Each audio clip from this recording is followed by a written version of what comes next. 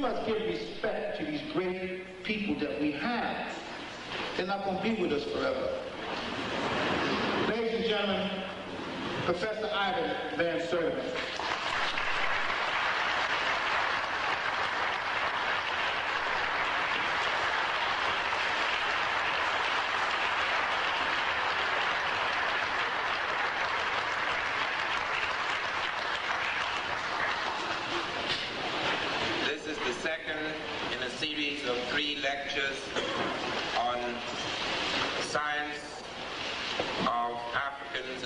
Americans. Today, we're dealing with the science of the Moors. Who are the Moors? This is one of the most difficult of historical questions, and in fact, this is the most neglected chapter in black history. When the generals were surrendering, the Moorish generals were surrendering in 1492, the very year Columbus sailed to the Caribbean. A painting was drawn of these generals. These were the Almohade generals. The Almohade, the fourth of the last of four dynasties in Spain, had come to an end, had come to grief, in fact, in their last stronghold, Granada. And when the Castilian Spanish were defeating the Moors, a painting was done of the defeat, and there were black generals surrendering. What were they surrendering if they were not in charge? The story of the Moors, however, is extremely complex. But before I begin to talk about it, I just want to say something that fills me at the moment. Because one of the things that I remember is the way I felt after I finished writing They Came Before Columbus. I had spent 7 years, and even though I was teaching, moving about, etc., I literally lived in that book. I lived in my head for 7 years. And coming out of it was very strange to me because I was looking at people differently, I was looking at a great lot of things differently, and I was not surprised that I was attacked. And I responded with great force. I don't know where my attackers are now.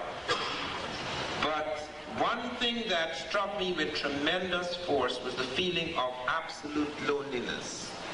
I knew very few of the people here. I did not know much about. I never met Ben Yochanan. I had met, I think, John Clark. I never met Chancellor Williams. I had read his work, etc. But I had lived in isolation. In order to do my work, I lived in total isolation. I had a habit from early of cutting myself off for years without seeing anyone. And that is what I did. After these years, these 12 years since They Came Before Columbus, one of the things I can say is that we are not alone anymore. What we have now is a crusade. This is not the lonely struggle it was. We have a crusade. We have a tremendous body of people all over the country who are moving in a certain direction. I traveled quite a lot. In February alone, I was in 18 states. And one goes before many audiences, all types of audiences. I was a keynote speaker, for example, at NASA a few weeks ago, where I had to speak before the space scientists, both white and black space scientists. And they were very worried about the question of the survival of the space program and the survival of sophisticated science in this country, because we are in a very desperate state where we are not producing enough scientists. And the head of the space program was pointing out that in the 21st century, we have to make a tremendous appeal to blacks and Hispanics, because if we cannot recruit them into the field of science, we will not be able to maintain the level we have maintained before. And in fact, so serious is this problem that we're trying to build smart computers that would crystallize the genius of those great scientists that are likely to die and retire within the next few years. And we hope that the computers will be smart enough to have the insights of these great scientists. I don't think that will happen. So that we have got to realize that we have got to become aware of how important it is. We are living in a very different world. We are living in a world where there are more computers than people. That point was reached in 1982 when Bell Labs reported there were more than 4 billion computers on Earth, and there are not yet 4 billion people. So we are living in a world that is going to change dramatically, and a world in which we have to become very much aware of the power and capacity we have both for improving life and destroying it. And at the moment, many people who are in charge of science, in spite of the fact that it advances the world, or really the great majority of the world, still becomes poorer and poorer. So it really depends on a different kind of consciousness. We are not just intent on improving our technology, but improving the kind of human being that controls that technology.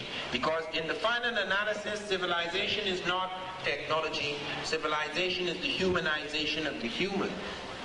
And if therefore, as that technology advances, the human shrinks, then that technology will destroy the human. This, in fact, we saw very clearly in the war where the Germans were tops. They were the marvelous great scientists. When I was being driven to speak at NASA, one of the NASA scientists was explaining to me that if they had not seized half of the German scientists, they would have no space program. The Russians seized half and the Americans seized half. So it was Hitler's scientists that made it possible for us to get into space so quickly. But what happened to the Germans? They were these marvelous people, advanced technologically, but they had become brutes, barbarians. So that we have to become aware of the fact that civilization has advanced and become more sophisticated with that technology. This is our chance. And we have got to look very seriously at our history, because it is only through history that we can become aware of our enormous contribution and become confident of what we can do and what we cannot do. That is the most important thing. Our young people, and when I say young, I mean people up to 50. That is very young in the modern world. Gorbachev, for example, who is now in charge of Russia, is considered to be one of the most extraordinarily young men of the world. Leaders are usually in their 70s and 80s. It is very unusual to find a man close on 60 who's a leader, a major leader. That is a very young man.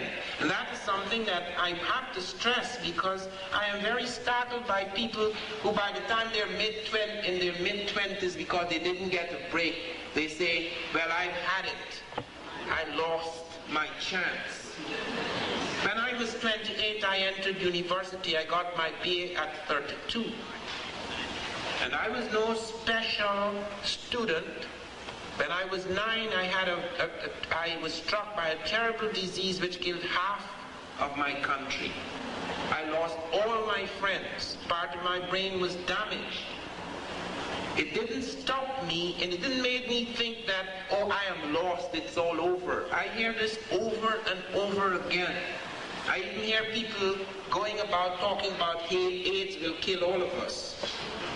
That is pure nonsense, defeatist thinking, because Europe was struck by a disease worse than AIDS. It killed half the European population.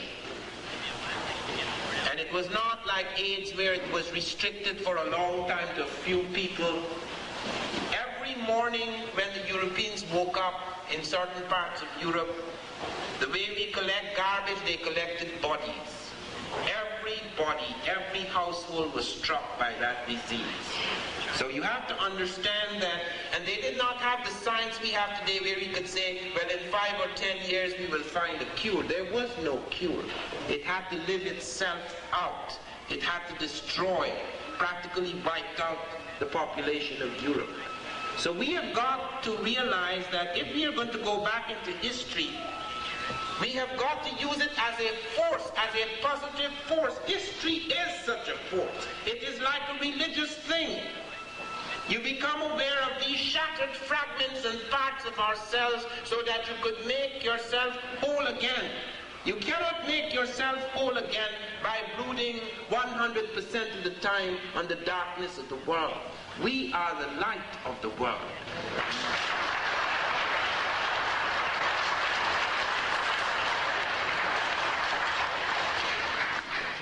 There was Jesus standing there, and he knew that the Roman Empire seemed to be all powerful. He knew that he was no man of great political power. He controlled no government. He was not even a mayor. He was not in any university. What did he have?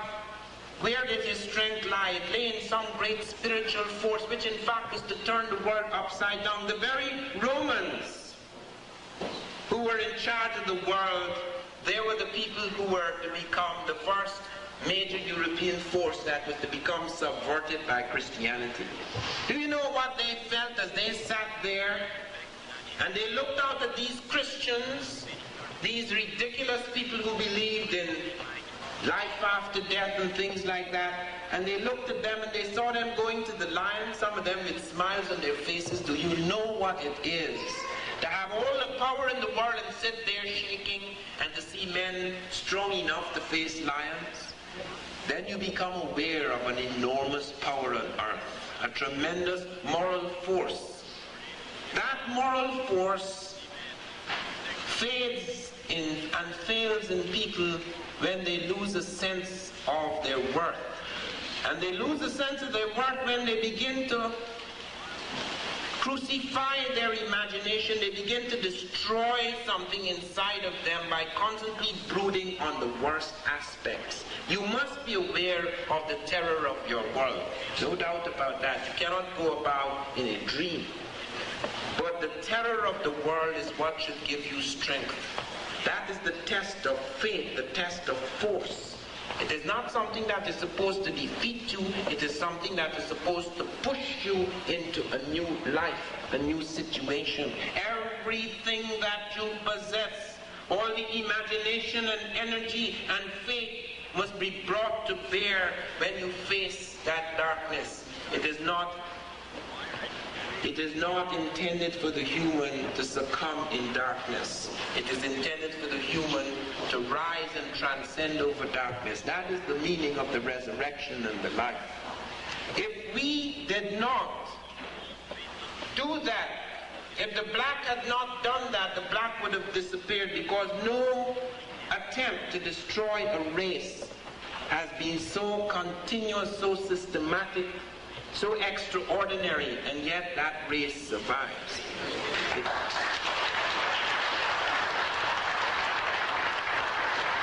It not only survives, but it speaks with fantastic new vigor and power and confidence. We are involved in a restructuring of history. Even those who are powerful in their academies find they're being subverted. I speak now more and more to professors who 10 years ago would have torn me to pieces. Now they sit quietly, trembling, knowing that these ideas are like viruses, that you cannot contain them anymore, and they're here, unlike AIDS, there is no vaccine.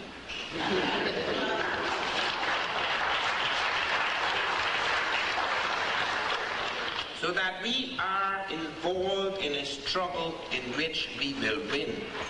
And one of the struggles is to make us aware of the fantastic capacity and potential that lay in our world. The Moorish story is one of the most hopeful stories on earth. Who are these Moors? The word Moor comes from moros, which means dark, which the Greeks used, and then the Romans made it Mores, and then some people say it also came from Meroe. Moor came from Meroe. When Shakespeare uses it, he means black. Whether it is Othello, or whether it is the figure in Titus Andronicus, he sees the Moor as black. Not all the Moors were black. What really happened is that Arabia at first was completely black. Later it was invaded by Asiatic or Semitic types. By the time of Muhammad it was only 10% black. But the Arabians or the Arabs are not the only Moors. But let us first, before we come into the question of who are the Moors, because the Moors, of their 4 dynasties in Europe, 2 of them were overwhelmingly black. They were developed in Africa, and the first 2 had a very powerful and dominant black element. But how did this begin? How come black people invaded Europe? Because most of us know Europe invaded black countries, but very few of us are aware that blacks invaded Europe. And we have to make a comparison between the black invasion and the white invasion, because they're very different types of invasion. The black invasion enriched, lifted Europe, even though as all invasions there must have been some kind of punishment, but the white invasion sought to destroy utterly the cultures and language, even the humanity of the people they invaded. All invasions are not the same. When the Greeks, the first great Europeans, invaded Africa, they did not despise Africans. Even though they invaded them, they were spiritually invaded by the Africans. Culturally invaded by the Africans, because the Europeans, the first Europeans who invaded Africa, this is before the slave trade, did not make slaves of the Africans. They made them their teachers.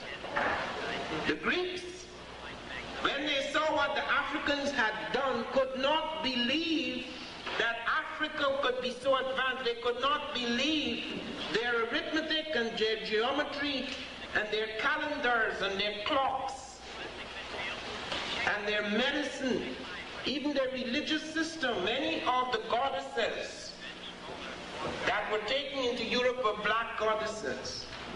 They worshipped the black woman. They worshipped the genius of the black man. The European never said anything against blackness at that point in time. In fact, he went overboard worshipping blackness. He made the goddess of wisdom black, Minerva, the goddess of chastity black, Artemis. Andromeda, who was to marry the great Greek hero, was painted black in the initial Greek vases. Circe, the enchantress in the Odyssey, was a black woman with African features. Medea, who had Jason win the golden fleece, she was painted black in Grecian vases. Isis, the sister wife of Osiris, was worshipped by Europeans just as Africans had worshipped her. Imhotep, who was known as Imhotep among the Greeks, was worshipped as a god. It's the great black multi-genius Imhotep. And every major Greek scholar went to Africa to study. Thales of Miletus, Democritus, Pythagoras, Eudoxus, Anaximander, Anaximenes, Heraclitus, they all poured into Egypt. Alexander built his city in Africa. So Africa was considered to be a cradle of civilization. There was no doubt about this. The doubts about this only began around the 18th century, when slavery had been put in this place. People started to, their Christian conscience started to be gnawed. How come these Greeks, who are our mentors, who are the fountainhead of European civilization, how come they keep insisting they got this from the black Egyptians? Surely the Egyptians can't be blacks, because these are our blacks, they're our servants. How can we feel good if these are equal people like us, who in fact, before we enslaved them, actually have done things in advance of us? It doesn't sit well in our conscience. Therefore, there must be a mistake here. Black people cannot be the same black Egyptians. Therefore, something went wrong. Perhaps the Greeks didn't see well. Perhaps they got so excited about black people, they wrote down the wrong things. They were subjective. Perhaps they weren't really talking about true black people. They were talking about white people burnt black. All sorts of excuses, and then a whole body of people got into the act. If you're black, you have to have a skull shaped like so-and-so. This skull is not like that. This nigger is not black. It's amazing. You see some of these debates, you want to really know. These are highly intelligent people, like Vorkuta, for whom I have an enormous respect at UNESCO in 1974 in Cairo. He said, okay, it is quite clear that the writing is African, the culture is African, the techno-complexes Soderbergh has showed us is African, the languages Diop has showed us is African. We still have the problem, how many of these people are African? It's a very serious matter, because you would think that as one becomes wiser and wiser and more academic and more scientific, that you lose this emotional attachment to things. No, sir. When it comes to power, thank you.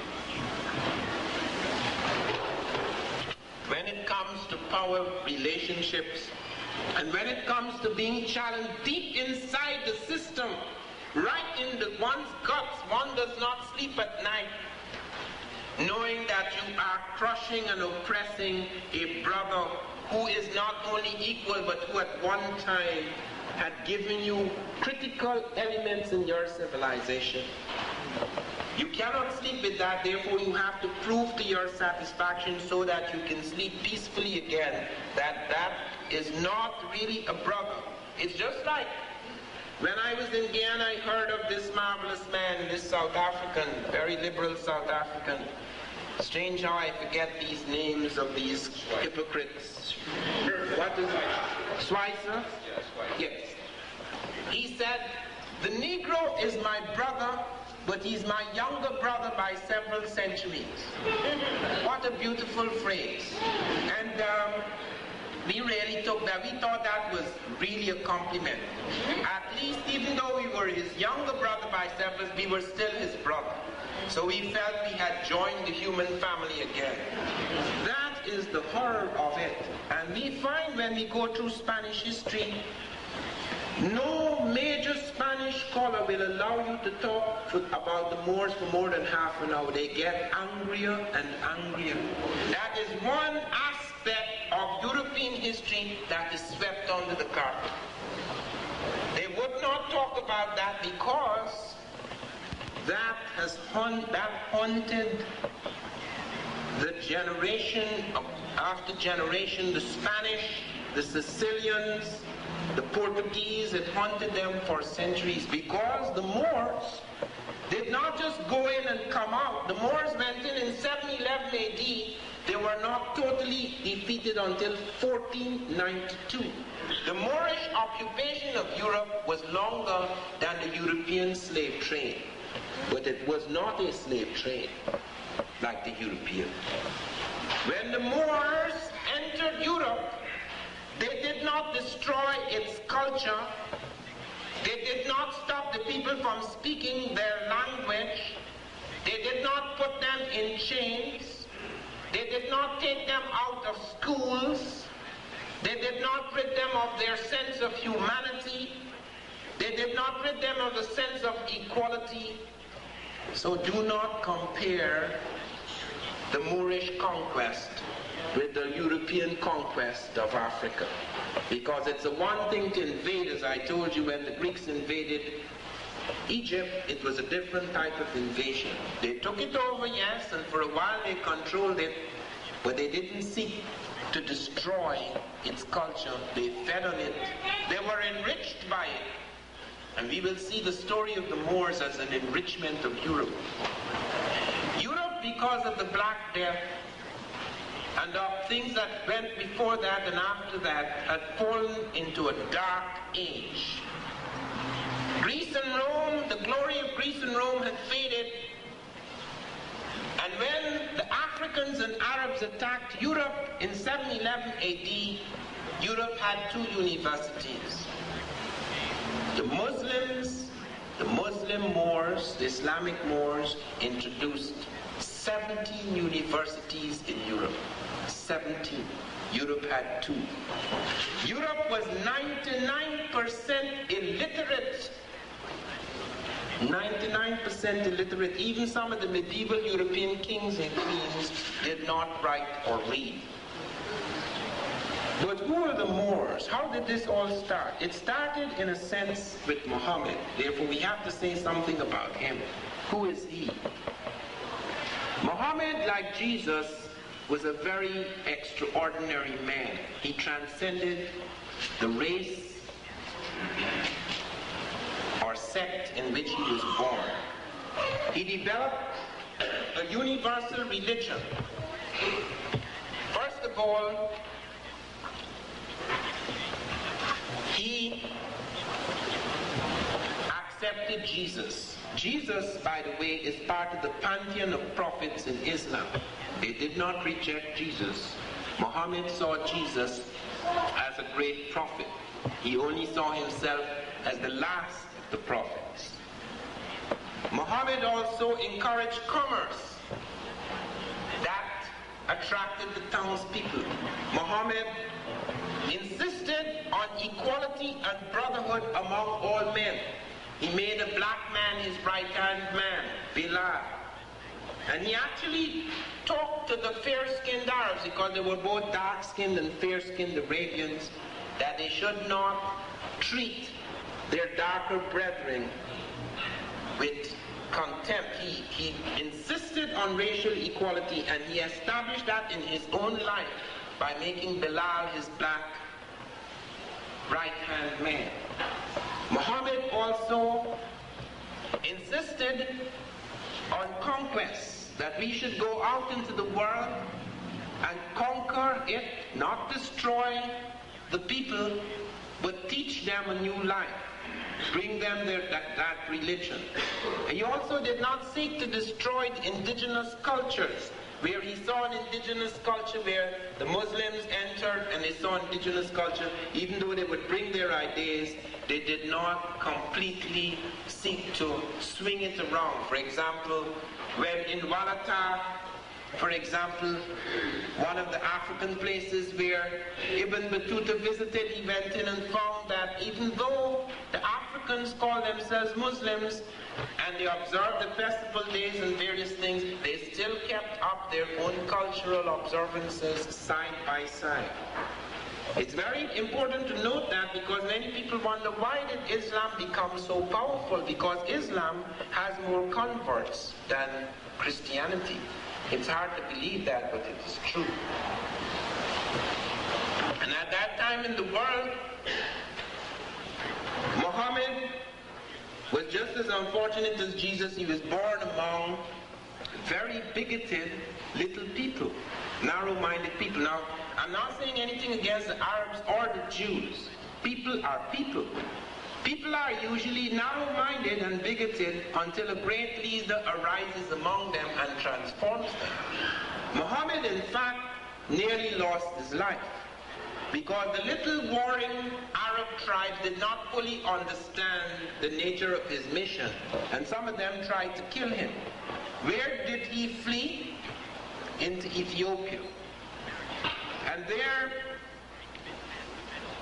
the beginning of the years in Islamic time begins. 622 AD, the time of the flight known as the Hegira. Now, the birth of Muhammad was around 571 AD, the flight was around 622, and he died in 632 AD. After he died, a fight broke out among the Muslims, because the Sunnis and the Shiites, it was a quarrel about hereditary succession and succession by merit, etc. And as a result of that, they split. That split has haunted the Muslim world up to this day. The Sunnis and the Shiites. And you will see how, in fact, it was to affect the Moorish occupation. Now, the Arabians then charged down into various parts of the world. Now, what was Africa at that time? Africa, the Moorish, most of the Moors, the Arabians came down into parts of Africa and started to try to turn people into Muslims. Some Africans resisted, some of them accepted Islam. Some of them, the kings would make lip service to Islam, but they would not allow Islam to affect the common people.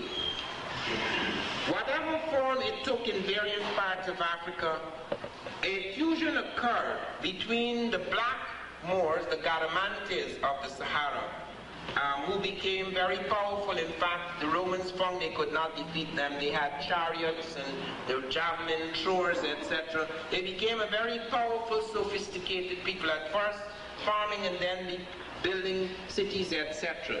Those were largely the black Moors.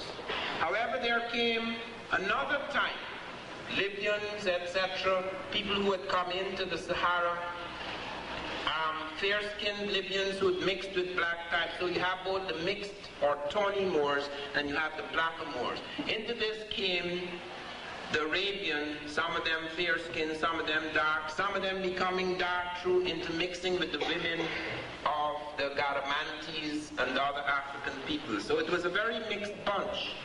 But when they attacked Spain in 711 AD, out of 7,000 troops, 6,000 were black Africans. Now, why did they attack Europe in the first place? Now, the Moors were intent, the Muslims were intent on conquering as much of the world as they could in order to bring their religion into the world, just as the Christians earlier in the Crusades had tried to conquer as much of the world as they could in order to bring Christianity to various people.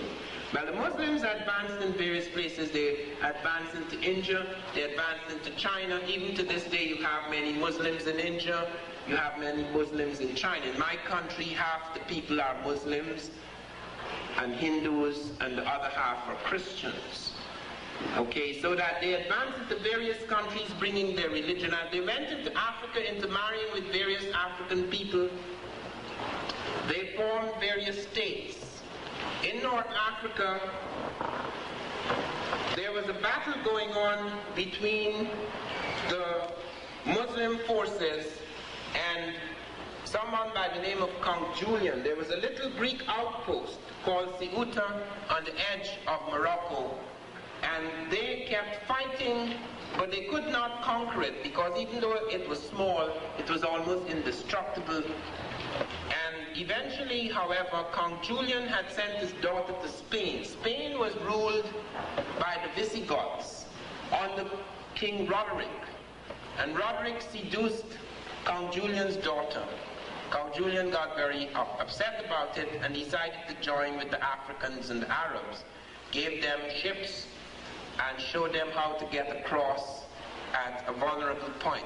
The first man to enter Spain, though he did not attack, was Tarif. That's how we get the term Tarif. Okay, because he actually imposed a duty. He went into Gibraltar, he imposed the duty on various places he went into, and that's how we get the word Tarif. He was followed by another man by the name of Tariq. Tariq led 7,000 troops, 6,000 African, 1,000 other types, Berbers, Libyans, Arabians, etc., up into Europe, and they defeated Spain. Within a short span of time, the Africans and the Arabs conquered a vast part of Europe from Spain right through to the Pyrenees. In a very short space of time, they took over Sicily, Spain, Portugal. They took also a small part of France, though in France they had a very difficult time. General Martel repulsed them in France, so they got a very small slice of France. They set up courts. They set up courts in Africa, North Africa, and they set up courts in Europe. Now, because of the ideas of equality and brotherhood, they did not seek to make slaves of these people. Some Arabs, and it has to be pointed out, that the marvelous Sunni Abdul Rahman, Sunni Muslim, although he did not participate in the slave trade, some of the Arabs and Jews did start a white slave trade. Okay, so that you have some white women who were taken as slaves and sent to other countries. But on the whole, you had an insistence by law that the Jew, the Muslim, and the Christian should be treated alike. They did not destroy their legal system. They did not destroy their language. But they brought a whole body of new things into Europe. Europe did not have a single paved street at that time. Europe did not have a single lamp in its streets. Europe did not have a single public library, only private libraries for the elite. Europe did not have a single public market. There were one or two, yes, but they were not institutionalized body of public markets. They did not have public baths. All of these things were brought in by the Moors. And everything that could be translated in the world out of Egypt, which the Arabs conquered in 638 AD, out of India, out of China, out of the universities in Africa like Timbuktu, Sankore, and a range of other universities in Africa, out of ancient Greece and Rome, which had lost for a long time much of its sciences. These things were revived, translated, and brought up into Europe. Europe had 2 universities.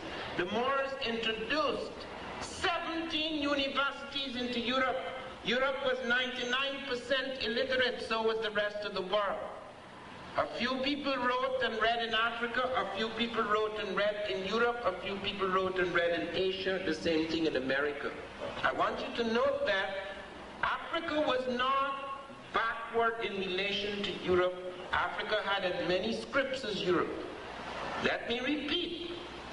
Africa had the Meroitic script. It had the hieroglyphic script. It had the Akan script, both a drum script and a written script. It had the Mande script, which we find at Udmurtetek even 5,000 years ago. It had the Afaka script. It had the Vai script. Europe does not have any more scripts. Europe has very few scripts. Europe has the Roman script. It has the Greek script. It has the Celtic script, which is half and half. It's not entirely European. It has the Russian script. It has 1 or 2 more, just like the African. Many European tribes, just like many African tribes, do not have scripts. The English have no script. We do not write an English script. All we have are Anglo-Saxon sounds. We use the Roman script. The Spanish have no script. The Germans have no script. So it's not a question of being civilized and making up scripts. They didn't make up any scripts. Scripts were brought to them by conquering Europeans. The Romans conquered Britain, and when they conquered Britain, there were no books. There were no writers. In fact, Cicero said, and I quote him, and I think it's rather unfair, but I quote him because he said so. He said, these people are so ignorant, speaking of the Anglo-Saxon, that we are not even sure we can turn them into good slaves. Yet when I was at university, I was being told about how literacy, that the Africans were pre-literate, and literacy began in Europe. We have found Africans writing on the edge of the Sudan, in a place called Kuster. The dynasty of Tarseti, we have found them doing this 200 years before the first Egyptian dynasty. There is nobody else. In Sumer was to come later. The earliest dates we have at Sumer or Babylon is about 2600 BC. We're talking about 3300 BC. So nobody can talk about the African being backward in this regard. Not at all. All these things were brought in, translated into Arabic, which became the language of science. Just as Latin earlier had been the language of scholars, Arabic became the language of science. And Arabic is not just used by Arabs. The Arabic script was invented when Arabia was completely black. It was invented by an African called Abul Aswan. It's recorded in the diaries of Ibn Khalikan, page 661. They are aware of that. So it's not something confined to a certain type of person. Okay, the Arab is not a race, just like the Jew. The Jew is not a race.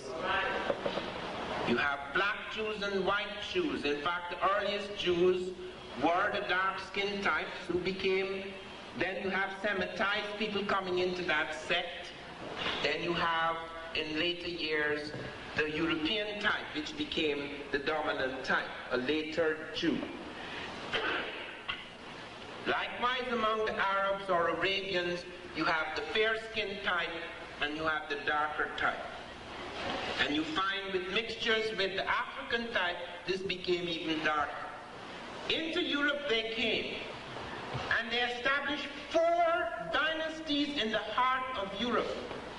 They established the Umayyad dynasty, the Abbasid dynasty, the Almoravid dynasty, and the Almohade dynasty. The Almoravid and the Almohade dynasties were dynasties that were almost completely African, because when the Muslims started fighting among themselves, they would always go back to Africa to regroup. Let me give you an example. The Umayyad set up a dynasty in Europe in 715, and in 750 the dynasty collapsed. Why? Because the Shiites murdered the whole royal family while it was holidaying in Damascus. Then Abdul Rahman built up an African force, charged, he's a Sunni, charged back into Europe, smashed the Abbasid dynasty and renewed the Umayyad dynasty. And the Umayyad dynasty brought many things into Europe. We are not aware of how profound the influence of the Moors were on European science. In fact, I go so far as to say, were it not for the Moors, it is quite possible that the Industrial Revolution would have been delayed by at least a century. The Moors were the first to take water from the mountains and lead it into the private houses by means of lead pipes. They introduced air conditioning in some of the houses. They actually passed the air over a bank of flowers so that they introduced perfumed air conditioning. They were the first to introduce hot and cold water in the houses. They introduced windmills. Nobody had produced windmills knowing that the wind could become a source of power. They introduced mills, paper mills. They introduced the cotton industry into Europe. They introduced the rice industry. They wrote marvelous books on agriculture. You could see a range of them. They lifted, they advanced that agriculture. They introduced irrigation systems. They introduced worm and pinion gears operated hydraulically. They introduced a range of inventions. Optics. The first eyeglasses in the world were introduced by the Moors.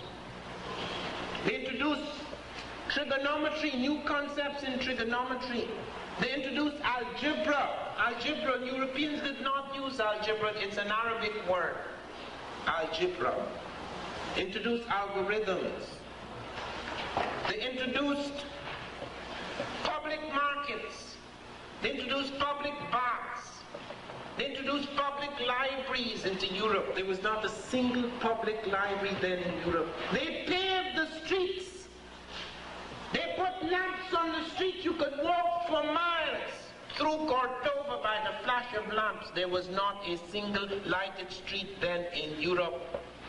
These are the superior Aryans who invented everything. I am not attacking the European, mind you, because Certain developments occur in certain places at certain times. Europeans have done marvelous things in science, but they have been arrogant enough to assume that they did these things because they were superior, or they did these things completely out of the blue. If you check it out, you find that when you go to the background of science, you find how much has been lied about. Dr. Finch recently did a study for the book I'm bringing out, Egypt Revisited, in July or August. Did a study of the Edwin Smith papyrus where a surgeon, Egyptian surgeon, had started to rewrite the book which had been used or developed long before him. He did this in the 18th dynasty, around 1,650 years before Jesus. And he only did 1/3 of the book dealing with the head, the neck, the brain. Do you know what the Africans were doing? They had mapped the insides of the brain. They knew the locus in the brain where auditory information was being processed. They could test the pulse. Europeans, the Greeks, were not able to do this until 1,000 years later. Yet, when you read medicine, you hear Herophilus, the Greek. He's the guy who first tested the pulse. And when you read about this test, you see it exactly coming from the Egyptian. Now we have, in all honesty, not only for ourselves, but for all of mankind, we have to put the record straight.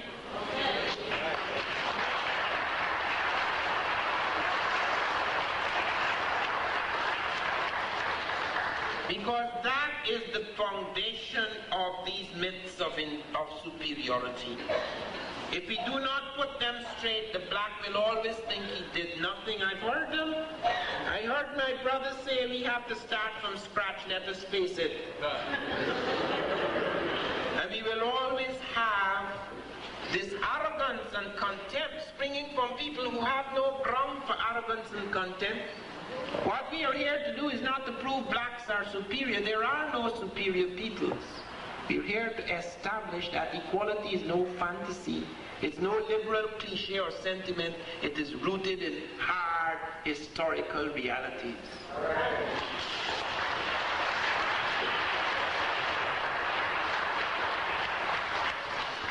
In the world of the Moors came a number of things which are absolutely critical. I spoke to Congress on July the 7th, 1987. I had been called there because a Congressional Overseas Committee was looking into the workings of the Christopher Columbus Quincentenary Commission. This commission had set up its base. There were no Native Americans. They employed no Native Americans, no blacks. This was going to be a big commemoration in 1992 with just the Italians and the Spanish getting honor and praise for this so-called discovery. And as I pointed out to them, first of all, Columbus never put foot on the American landmass north or south. He only stumbled into the Caribbean. On August the 7th, 1498, 3 of his ships landed in South America, but he did not come off the ship. He said he had arthritis. And he sent a message home that South America was an island. Just as earlier on the second voyage, he sent word home that Cuba was the continent. Just as on the first voyage he came back to say that he was off the continent of Asia, and that the Caribbean was the Gulf of the Ganges. This is the man that we're celebrating in 1992 because he discovered us. He discovered America, thank God, because that enabled them to drag us out of the bush and bring us here and put us in a good footing. Taught us how to dress and how to speak properly.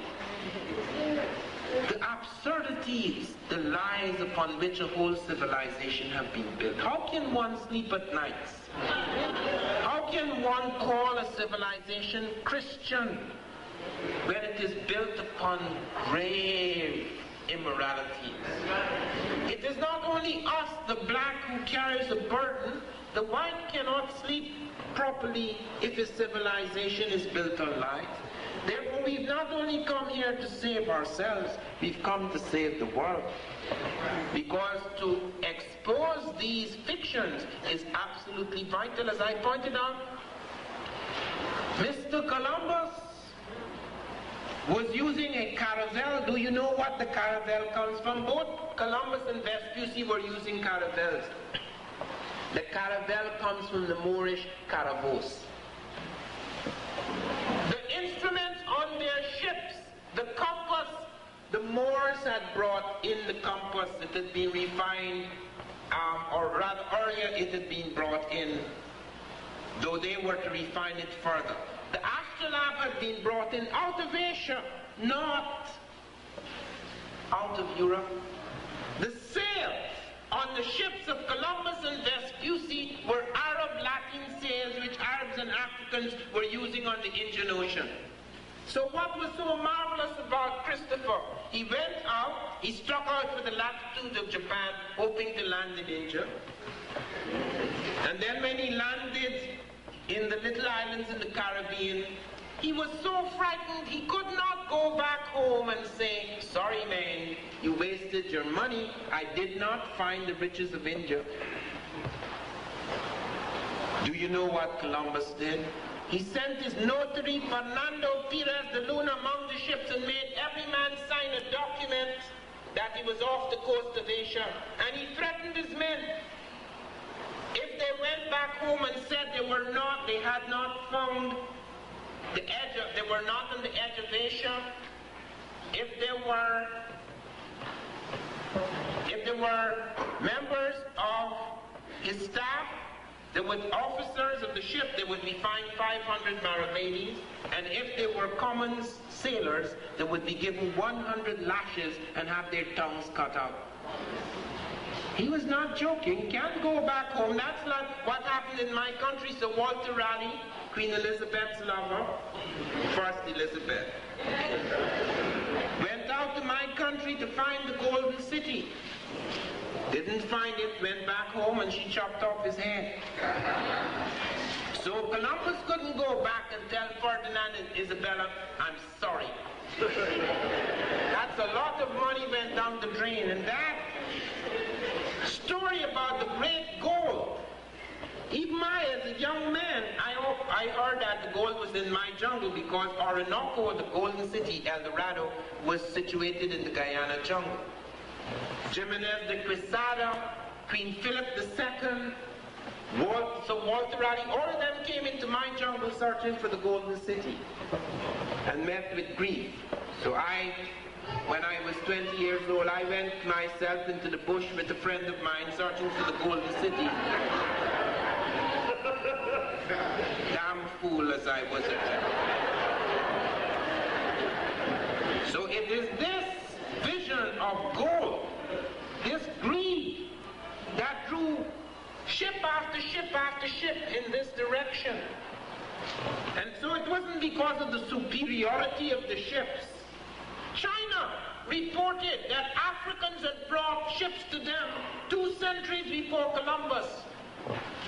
They had brought elephants in ships. Do you know what it is to take an elephant from Africa to China in a ship? It was not a dugout, clearly not a dugout, and it was not the little ships, caravels of Columbus, because it would have been nice to see a herd of elephants on the Santa Maria. There would have been no celebration in 1992.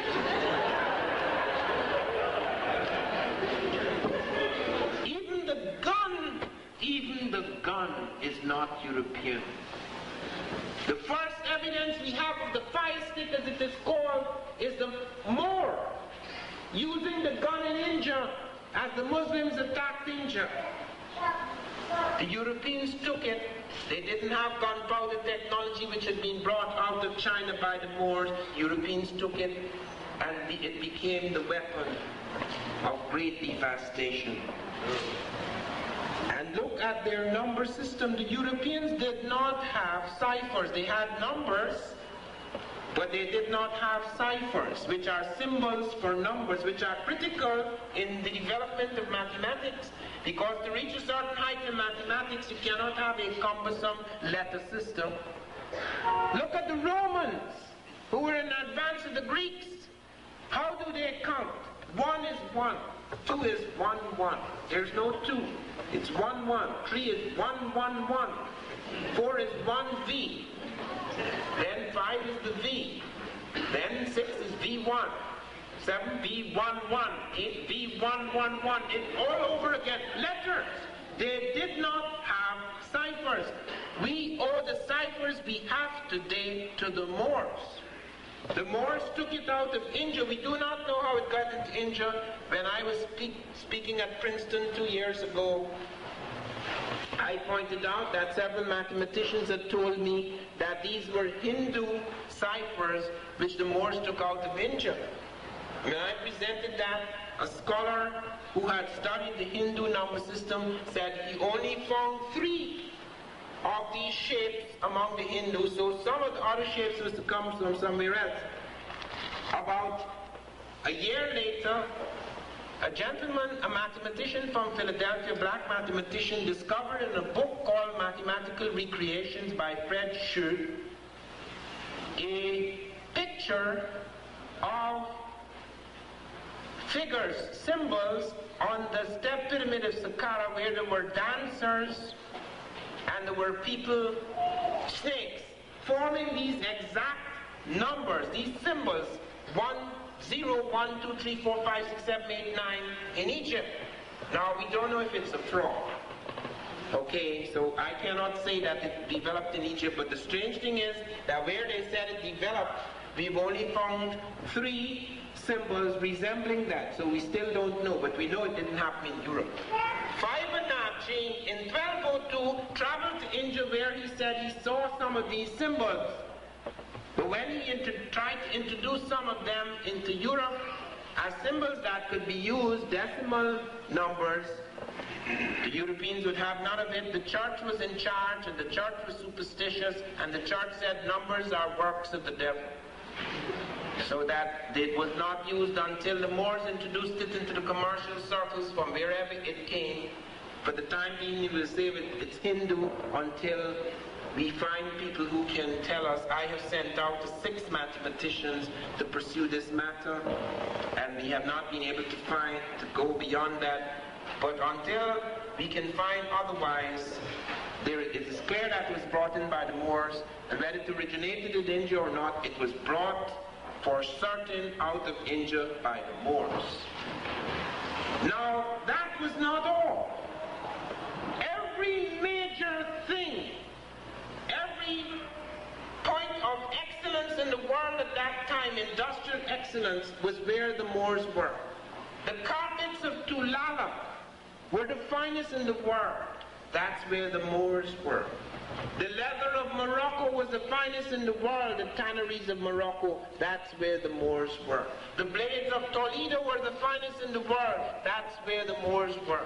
The iron and brass that was the finest in the world was at Murcia. That's where the Moors were. All of these things. And they brought the finest sashes from Almeria, the finest carpets in Tulala. And they brought this incredible agricultural development in Spain at the time after the Moors were kicked out of Spain. Spain went down. It never became the power it was under the Moors.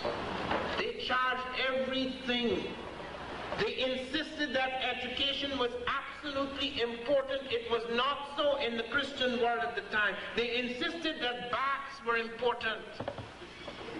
That was not so at the time. Some people in the church thought that cleanliness is next to godliness was not introduced by the church. Okay, that was introduced by somebody who thought it was good sense.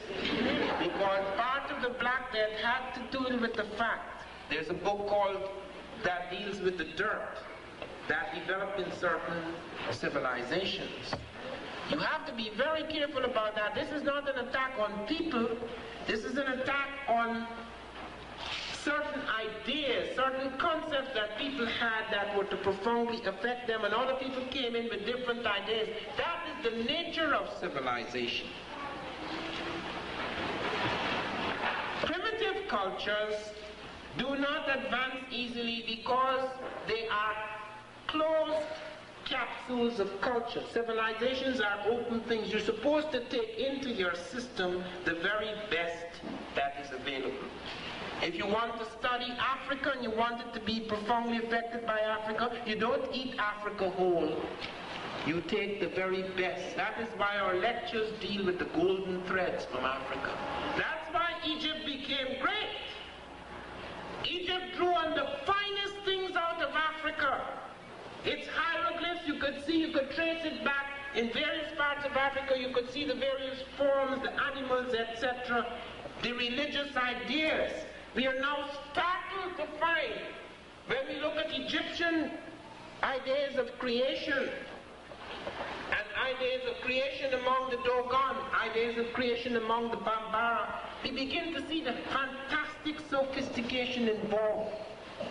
The idea that after the primal matter, that there was a growth, a flowering towards consciousness, and that there emerged this incredible power that was the center of consciousness, God, who then reconstituted matter and gave a direction. And the form, the things that before were formless, things that before that were directionless. And you hear in the Egyptian the beautiful poetry when God speaks, I am the morning of times. There is no parallel for that in any other creation story. And they had this tremendous understanding which grew over centuries of settled life. They were the first to enter agricultural settlements. They were the first to domesticate cattle. So there is no backwardness in the African. The tragedy is that we have become so colonized in our imagination. Here is where the colonies are. Because even when some of us have a certain measure of freedom, it is far from total. But even when we have a certain measure of freedom, we would prefer to use a crutch. I can't do anything, man. Don't you see how rough it is here, man? They control everything. And if ever an avenue arose, if ever there was a road, we would not energize ourselves to take that path. To use Farrakhan's phrase, they gave you freedom and you didn't even take a walk.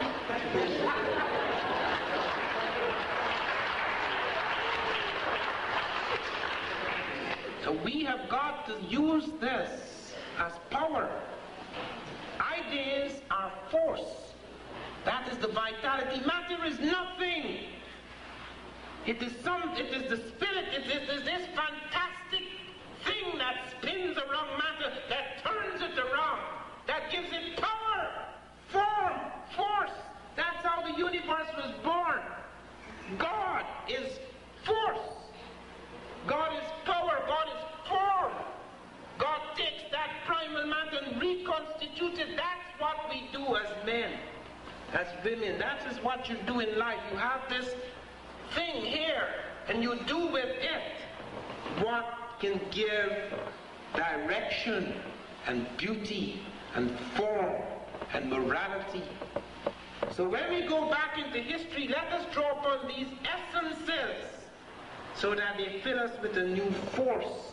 Because it is with this new force, the force that came with the Moors who were to transform the world, both in North Africa. It didn't just end in Europe. When Leo Africanus went down in the 16th century, when all Europe thought that after the slave trade was breaking up and devastating things, that Africa was a wild world, Leo Africanus went down and wrote his marvelous geography and history of Africa, which Shakespeare read. That's why Shakespeare produced the noble Moor, the very best. And then he showed how Africa had all of these internal cities and sophistication. And we seem to forget that because the Europeans came, devastated it, all the connections and continuities were shattered. that it is not a lost world, it is not a finished world, it is in us. Nothing is truly lost once we remember it, once we can reconstitute it, once we can turn it into force in our lives. That, therefore, is our mission. That is the magic and the meaning of the Moors, to be able to draw upon that very special experience, that great conquest that enabled them to transform both Africa and Europe.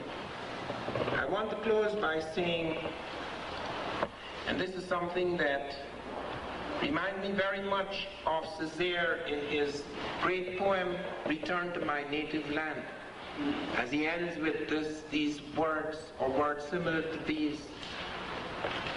It is not out of hatred or envy of any race that I proclaim the greatness of my own. It is because I know that no race has a monopoly of genius, intelligence, invention. It is because I know that the race of man is far from finished, that there remains a great deal to be done in the world. The race of man is only just beginning, and there is room for all of us at the rendezvous of history.